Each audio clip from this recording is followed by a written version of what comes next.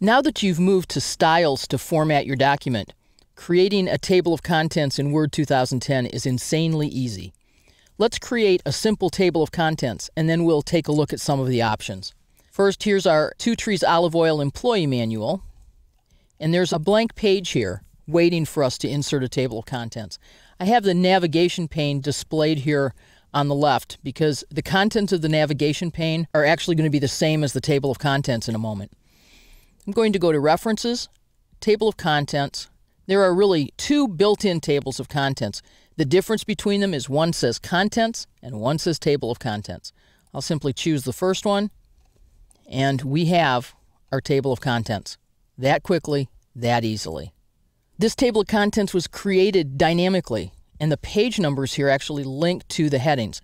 If I hold the Control key down and point to a page number and click, I can actually go to that spot in my document. A user needs to know to do this. There's no easy way for them to know otherwise. There's no hyperlink that shows it, but you can educate users and you can know yourself that if you hold Control and click, you'll actually go to that position in your document. Go back to the beginning of my document. Unlike a table of contents I create manually, this table of contents has a way to automatically update. As you can tell, when the table's selected, you see Update Table.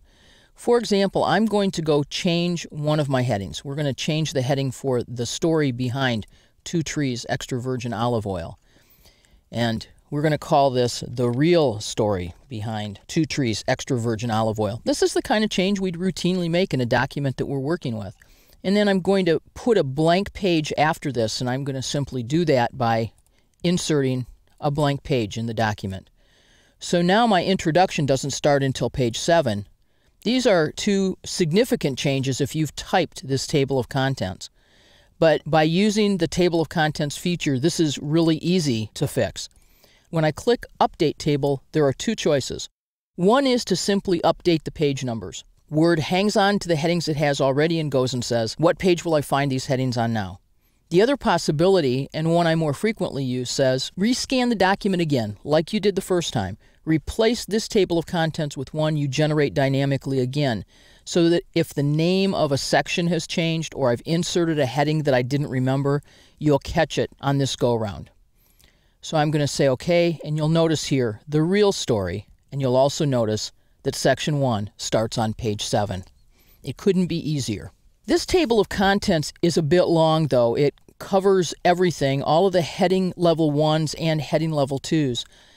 It's possible that I might want a shorter table of contents. Perhaps there's an index that I've placed at the back of this document, and all I need here is a short table of contents that reflects only my heading 1s rather than other headings.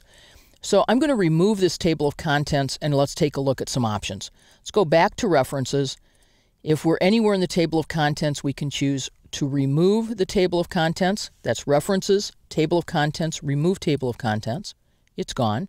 And now we're going to choose the Insert Table of Contents command, which will open up the Table of Contents dialog box and allow us to make some choices. First, Show Levels. I really only want level 1 headings. Other choices, I could say, I don't want to show page numbers. You might wonder, why wouldn't I want to show page numbers? Perhaps what you want is a list of the sections of the document, and you don't necessarily want to create it as a table of contents. Page numbers are automatically right-aligned, but I have the choice to put them over closer to the text. And there's automatically a tab leader, but I can remove that tab leader or put a dashed line if I prefer, an underscore line, or no line at all. I'm going to keep the default setting here. This is what the document will look like when printed, and actually how it appears on the screen. I also have the choice, if I publish this to the web, to use hyperlinks rather than page numbers. This would be a good use of a document, a Word document that I typically would just simply open from my intranet and go search the document or browse in the document. By publishing this document as a web page, what I get is a table of contents that's filled with hyperlinks rather than filled with page numbers. So, heading 1s only, show page numbers. Let's say OK. And there is my simple table of contents made to order. If I want to update this table of contents, I can right-click and choose Update Field. With the entire table of contents selected, I can also choose that Update Table button if I wish. Let's remove this table of contents, and once again quickly generate the full table of contents from scratch, headings 1, 2, and 3, just to remember how easy that was. Word's Table of Contents Generator is a great feature that's powerful and yet extremely easy to use.